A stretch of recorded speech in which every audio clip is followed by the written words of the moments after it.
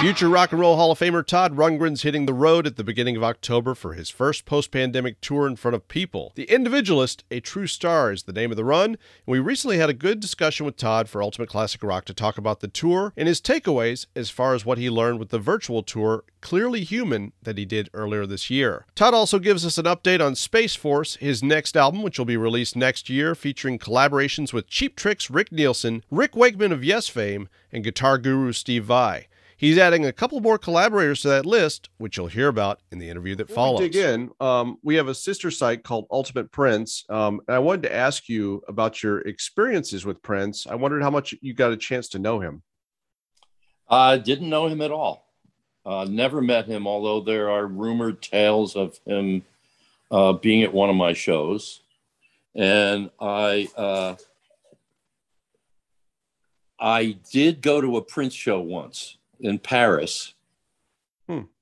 And, you know, that was when he was real popular. So he would the show would be scheduled for 8 o'clock and he wouldn't show up till 11, you know?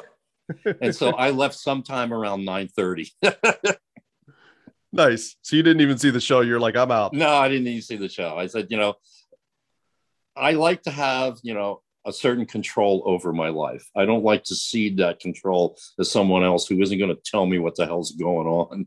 So, every 10 years, the kind of thing where you say, I'll wait 10 more minutes. And then you wait 10 minutes, you say, okay, I'll wait 10 more minutes, and then at a certain point, you realize you just lost control of the situation and, either submit or, regain control. Did I see correctly that the two of you were on a Saturday Night Live episode together, like on the same episode in some form? Is that correct? Yeah, it was a weird irony. It was the only time they had two musical acts on the show. It was in the dark days of SNL. Maybe the only reason why I got on the show, because I have a feeling Lauren doesn't like me. I've spent a lot of time hanging around there because Hal Wilner was a great friend of mine, and I used to go visit him during the shows all the time, and I would always get like leers from Lauren, you'd always look at me really funny. But it was during the Gene Domanian years, It was like a year or two where Lauren left the show. And the show was not very good by most estimations. The casting was weird and the writing was not that great. There were a few, Eddie Murphy came into the cast during that period, but that was one of the few kind of like highlights. But I got on the show and I played the two songs that you usually would play. And then they got to the end of the show. And I think it's because of the fact that everybody knew the writing was so weak, that they had extra time to put in more musical acts, because there was nothing that was competing for it for the time. So, and I wasn't even aware there was another musical act on the show. Oh, geez. Yeah, not even aware of it, and then suddenly, we see here's a guy in his underpants and a lab coat. And I say, what? I thought I dressed kind of daring, and there were apparently complaints about how I dressed, but SNL was a little too male forward, I guess. I'm not sure what you would call it. Whatever I did, nobody's going to talk about that after a guy in his underpants, and his tighty whities, and a lab coat. And I think he did 1999. I'm not sure if that was the song, but I knew something about him. I hadn't heard much of Prince's music, but I had seen like a picture of him, where he was like the first kind of glam black guy. Mm-hmm. Well, first kind of glam black guy since Little Richard. And so I thought, okay, that's an interesting thing. We'll see how far that goes. It went pretty far.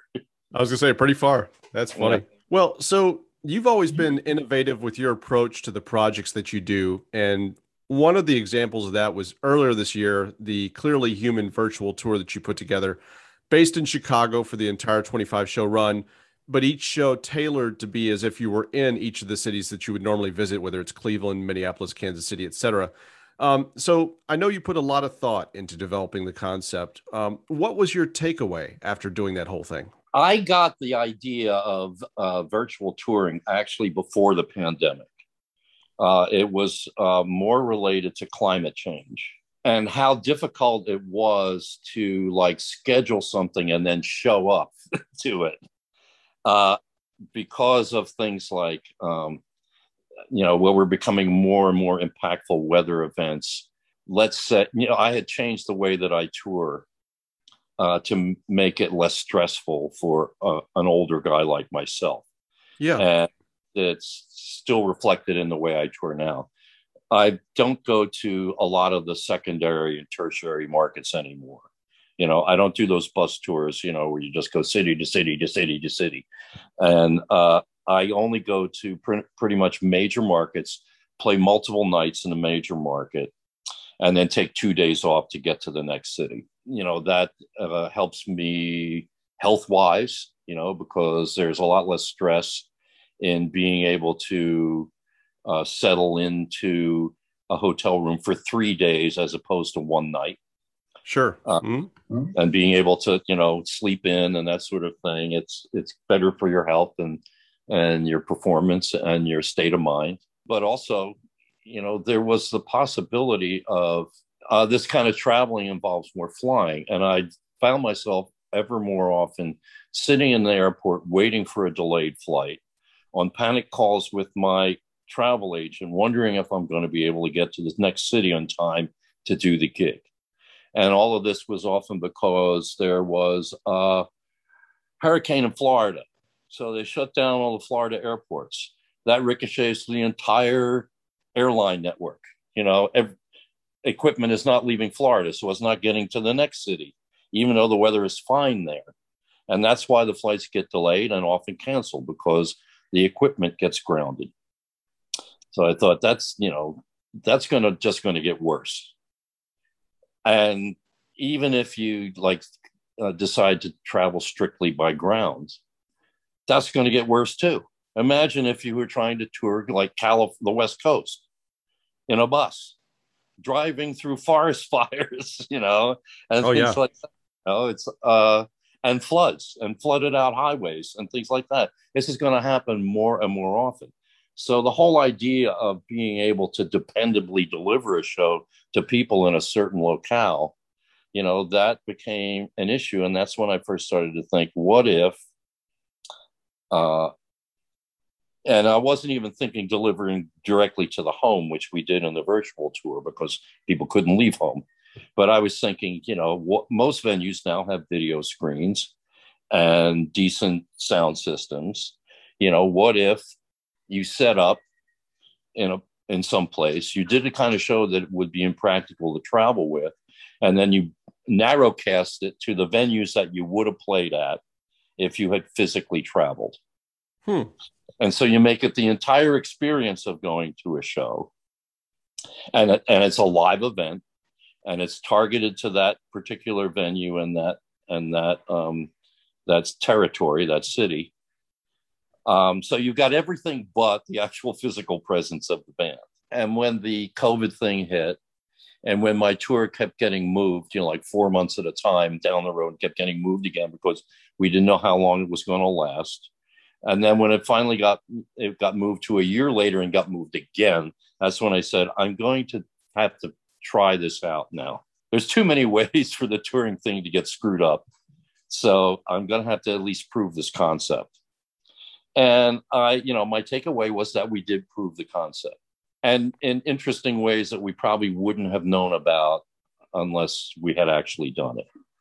I mean, the great part about it for us was we had the kind of excitement level of doing a show for a new audience every night, because they were narrowcast to the particular territories, even though anybody anywhere could have bought a ticket to them.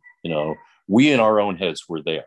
The fans from every city sent us an entire, boxes and boxes of local paraphernalia and, local food specialties and things like that. We had the catering every night be something that we would have eaten if we had been in that particular city. And so we had a sort of familiarity that we didn't have. You know, we've been to all of these major, you know, to a lot of these major cities, but we didn't know things about like foam candy from a certain city, a confectionery that you can only buy in Buffalo, New York. Yeah. You know, you would never find it anywhere else, you know. And if we, you know, had been doing a normal tour, we would have been in and out of Buffalo. In fact, we might not even have spent the night there. We might have just got back on the bus and gone on the way to the next town and known nothing about foam candy or whatever it is, you know. So it was, in some ways, a more, you know, elucidating experience than, you know, the breakneck touring that we usually do. But then from an audience standpoint, you start to realize that maybe there are manifest advantages for them as well, besides the fact that the liquor is way cheaper when you're watching at home, you know. We had a virtual audience. We had like 50 monitors. Yep. And you could buy one of those. You could buy essentially a front row seat so that we could see you. And that was the only advantage of it. You're looking at the same thing everyone else is looking at. But it was knowing that we would see you was the value add, I guess, for people buying one of those monitors. And I recall the very first night, like down in the front row, you know, down in the right-hand corner, there was someone who chain smoked through the entire show. And I suddenly realized that person enjoyed that show way more than they would have if they had to go to the venue and not smoke for 2 hours. Oh, absolutely. And there were people, you know, they would dance with their pets during the show, you know, or they would get out their guitar or something like that and play along through the whole show. All these things they couldn't do in the venue that they can do at home. You know, they can sit there and eat dinner while watching us, which, you know, I suppose you could do in some of the venues that we played at, but I don't like to play dinner theater. I don't mind it. Yeah. People are at home, you know, because there's no waiters running around the whole time. I wanted to talk about the current tour that you're about to launch into, but everything you just said made me, and I was actually looking for this because I wanted to reference it directly, but it made me want to ask you because I just had a conversation with Gil Moore from the band Triumph earlier this week, and we were talking about holograms, and I wondered what sort of interest, you know, when you talk about like your reasons for doing that virtual thing that you just did, what sort of interest you had in holograms? Because like, for instance, like for them, there are certain age-related concerns that make travel difficult for them. They haven't toured since 2008. So what they're looking at doing now is doing like a, what they're calling kind of a mixed reality tour that would be almost kind of like a biopic type presentation where it's like they're participating in some form, but there's also actors on stage. So like there's all sorts of people that are doing interesting things, kind of trying to figure out the hologram thing or just figure out a way to do shows as you have without actually having to travel. So like, what sort of interest do you have in all that stuff? I haven't actually seen, I think I may have seen like one example, but I haven't seen the whole sort of, you know, like Tupac resurrected sort of thing, you know. My understanding is that you know, the technology is very particular and it's not cheap yet, you know, it's not ubiquitous. So it's somewhat expensive, difficult to set up.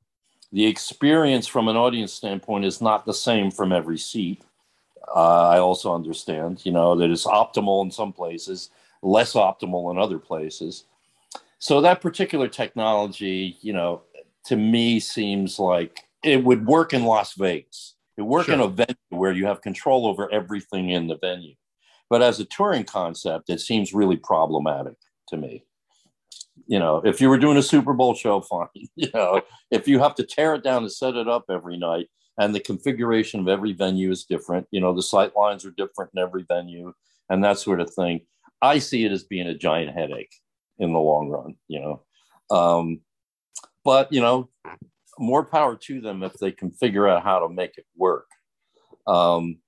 I guess, you know, for me, the ultimate question is, would the audience, first of all, buy a ticket? Second of all, come away satisfied? You put on enough spectacle, I'm sure they'll be satisfied.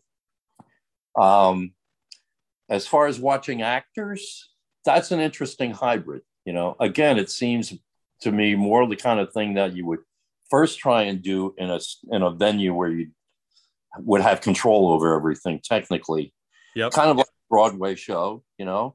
And if the Broadway show is a hit, they figure out how to take it on the road. Yeah, and I think that's where they're trying to get to, is he doesn't like the holograms, and they realize that if you take it outside of, as you said, Vegas, it's problematic because you don't have control of the venue. So how do you develop something where it can travel? Well, I think it's more of a different question, is like, what do you want to still get people to come out and go to and congregate in some place, or do you want to deliver it to the home and figure out new and vital ways to deliver to people at home? It's two different things, I think. And, possibly both can work for any particular act. I think I've proven that it could work for me, to do something where I deliver to the home rather than, and in a way it was always meant to be hybridized. By the time we got to the end of the tour, and people were more used to getting tested and some people were vaccinated, we were able to have more actual live bodies in the venue that we were at. When we first started out, it was, kind of like nothing there but screens, and a few select insiders, and so eventually we got to the point where people could actually come to the venue. And that was perhaps the most ideal combination of things. You still had real people dancing around to the music live right there in front of you. And yet you still had that virtual audience, so far away, but yet like telepresent and living their lives with you at the same time. So I'm 73, I'm going to be a lot more particular about how and when I tour. Mm-hmm. So I'm always looking for, different ways to deliver it. You're delivering also to an act like me and an act like Triumph. You're delivering to older audience anyway, who may be less inclined to go out. Your first actual in-person tour since the pandemic began starts October 1st. You're spotlighting the A Wizard, a True Star record, performing a full side of the album each night. So how did you arrive at the concept for the particular tour as far as only doing a single side of the album each night? Well, we started out, this is actually, the name of the tour is The Individualist / A True Star. It's a play on two records, actually, but a couple of years ago, I did the tour that we called The Individualist. And the reason why that was because I had, after a very long time, finally finished a book about myself and published it, and so we thought, okay, well, we'll make this a combination book tour, concert tour. And book, of course, is a retrospective. So the Individualist tour was something of a retrospective. It was all the material that I usually don't play, all the material that's most familiar to my fans throughout the years. And usually when I do a tour, I've got a recent album and I focus on that and do whatever seems to fit with that. This was a whole retrospective and the fans loved it. Great. And Live Nation loved it, and so they wanted to, so we wanted to continue with that, because it was so satisfying for the audience. But the second half of that show was just a grab bag of material every night. It would be a different collection of songs, so that it's part of what you want to do if you're going to play multiple shows in each city, which is what I do now. You want to be able to have the shows be in some way different from night to night, because you always have the hardcore fans who want to see every show and you don't want to bore the hell out of them. So the second half of the show has to be sort of different every night, because we're playing two nights in every city.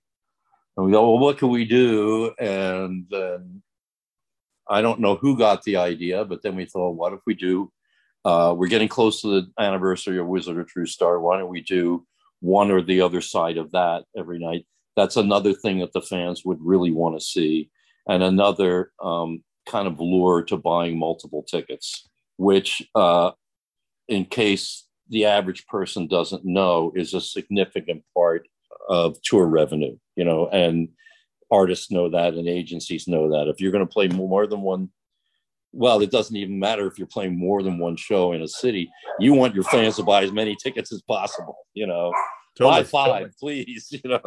And it's a combination of those hardcore fans who you depend on, and the dilettantes, who may say, oh, well, I feel like going to a show and I've heard maybe a couple of songs by this artist, so I'll take a chance on it and go see the show. You have this new album, Space Force, that's been taking shape, and we've heard a few things so far. The song with Rivers, the Sparks collaboration, which people were really excited about. What's the current status of the album itself? The album is delivered, and we had hoped to have it out this year. The issue is, if I was on a different label, it would be out this year. But I'm on Cleopatra Records, and Cleopatra is very much into the material releases. They're an old-fashioned label in a way, and so they don't want to stagger the releases of the various formats. They want online and CD and LP, vinyl, and everything to all happen at once. And the sticking point is always the freaking vinyl. All of these vinyl plants all shut down when we started making CDs, and now suddenly somebody wants to make a bunch of vinyl LPs, and there's just too much demand on the few plants that are remaining. And so, it takes you months to get, a vinyl release scheduled and manufactured. And that's essentially what happened. So even though I delivered it in plenty of time, I delivered it in July 4th weekend or something like that, would have been plenty of time to get it out this year under normal circumstances, even in the old days of vinyl. But I don't know, somehow, when they tried to schedule a vinyl release, they couldn't get it in time to release this year, which is essentially, as far as record releases are concerned, the year ends in mid-November. Mm-hmm. And looking at the single art for Espionage and Down with the Ship, would it be correct to say that Space Force is a concept record of any sort? No, it wouldn't. The difference between White Knight, which was the last collaborative album, and this one is that on White Knight, I mostly wrote everything. There were some instances in which someone else wrote a song, and it was never a whole song. It wouldn't be a fragment of a song. It might even be just a few chords or some changes. Almost all of the song craft is mine. That I wrote almost all of the songs, and I would assign them to people, ask them if they wanted to do them. On this one is kind of the opposite way around. Almost all the songs came to me as demos that were never completed. And so you could look at the songs on Space Force as songs that you would never have heard unless I had somehow gotten my mitts on them. There's a song by Thomas Dolby that essentially was a lost demo. He sent me an MP3 and I said, well, this sounds pretty good. Can you send me the stems? He says, I don't know where they are. I don't know if I can even find them. I had to reconstruct an entire song from a single MP3. That was pretty much, how it went with almost all of the songs, song with Neil Finn, Artist in Residence. It was just a demo. But he had a song there. He just didn't have a record. And so essentially I've taken, songs and song fragments and turned them into completed records, something that you would be glad to play for somebody else. That's fantastic. I mean, so there's been a real birthing process to this record, obviously, from what you just detailed. How do you know Neil and Thomas? Well, when I get into these collaborations, I've known Thomas for a long time. I met Thomas in the 70s when his first album came out, and he, I think it was Utopia was playing in London, and he showed up at our hotel to give me his first album.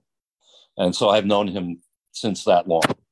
Nice. And he probably doesn't even remember that, because he probably did it, for any number of artists. But, I've known him through the 80s when he and I both were working in computers and music. He started a company and for a long time, he didn't make any music at all. He was just doing computer stuff. Yep. So I've known Thomas for a long time. Neil, I had never met before, but I was a Crowded House fan. And when it comes time to do collaborations, I just start calling people up and saying, and pitching them on the idea. And, in this particular one, I said, I'm really interested in things that you've lost interest in, you know, something where you like had the fire at the beginning, but you lost it and never finished it. And it's gathering dust somewhere and may never be finished unless somebody else puts fresh years on it, you know, and tries to complete it. And so I didn't know Neil before that. I've never spoken with him on a phone or anything like that. As a matter of fact, I've never met him in person. I've met his son, but I've not met him. That's fantastic. When you're making these cold calls to people you don't know, have there been people that you're a fan of that just like surprisingly don't want to take Todd Rundgren's call and don't have interest? Certainly. And sometimes it isn't, you know, it isn't like that. I hadn't connected with Pete. I called Pete Townshend about doing something on White Knight. And I hadn't talked to him in like years and years and years. And, you know, he expressed to me that he just, you know, he wasn't that hot on music at that point. You know, he wasn't hot on records. You know, he said, I can't figure out what the point of making records is anymore, you know, because all the problems of getting paid and that sort of thing, you know. So he was very down on just the very concept of making records. But we had a 45-minute conversation, you know, anyway. So it was, you know, just great to like connect with somebody for a while and just talk about music in general. There are people who, you know, like I talked to Chaka Khan about it and she was very much into it.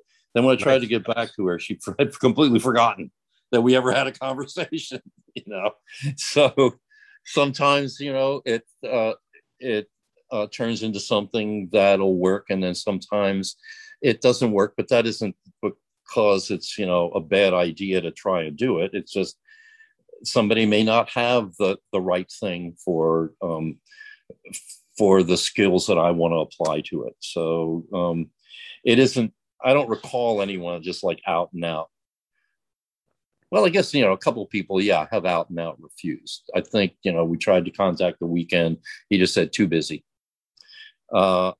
Younger artists are the most difficult because they think old artists are trying to steal their hotness or something like that, you know. Yeah. But, you know, for me, it doesn't bother me if someone doesn't want to do it. You know, I have plenty to do. I'm going to wrap up with just a couple of final things. First, there was a social media post as far as your Rock Hall induction on July 31st saying that you would not be performing at the induction ceremonies. Understanding that you have a show scheduled that same night in Cincinnati, will you be present in any recorded form to speak or accept the award? I don't know. It's been up and down and in and out with them. You know, my relationship with the Rock Hall of Fame quite obviously is not, you know, it's not copacetic. So, you know, right. I have offered to do something live for them from my venue. I will stop my show and acknowledge the award and mostly acknowledge my fans because it's for them. They're the ones who wanted it.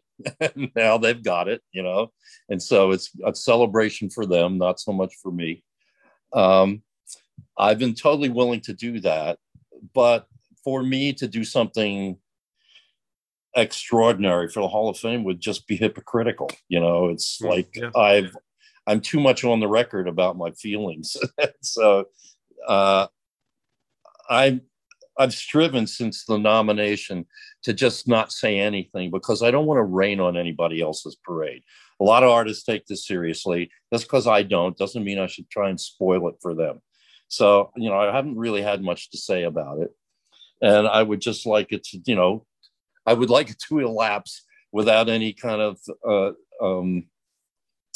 you know, without any kind of bad vibes or anything being a result of it. I just like it to happen and be over with. Understand. And I think all of us that have been paying attention as fans, you know, totally recognize that. And that speaks to everything you just said. So final thing, and that just is bringing it back to Wizard, a True Star. One thing that I thought of is it seems like your experiences making that record, some of that flowed inspirationally into the work that you did with Hall Notes on the War Babies record. So I wondered in reverse, how often were there instances where you carried inspiration from a particular project that you had produced back into your own work? Well, for me, that's almost part of the point of production. It is you can be handsomely remunerated for for doing a successful production. But I'm not a formula producer. I'm not trying to get people to fit into my mold. I'm always looking for a challenge in the production so that I can take something out of it musically or learn something hopefully positive production wise. I've learned negative things production wise as well. But for me, it's as much a learning process as anything else. It's the reason why I guess I'm not genre based. I'd be perfectly happy to do a hip hop record. As a matter of fact, I'm one of the few artists who is not on Kanye's record. And I have 3 albums worth of Kanye stems on my computer because I kept getting called by Kanye. Oh, wow. Add vocals onto the record. And when it got into the home stretch in July, I just said, that's enough for me. I have no idea whether any of this is being used. You don't get much feedback from him, regarding what it is. I was mostly there at the behest of one of his producers, 88 Keys, who's a terrific guy and a big fan of mine. And he wanted to see us work together. And that's how it came about. But I didn't mind working on his gospel stuff. If you want to sing about Jesus, go ahead. I don't care. I'll help you do it.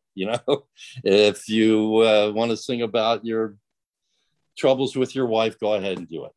I don't care. In the end, I'm still a producer. I don't want to be just like driftwood in the process.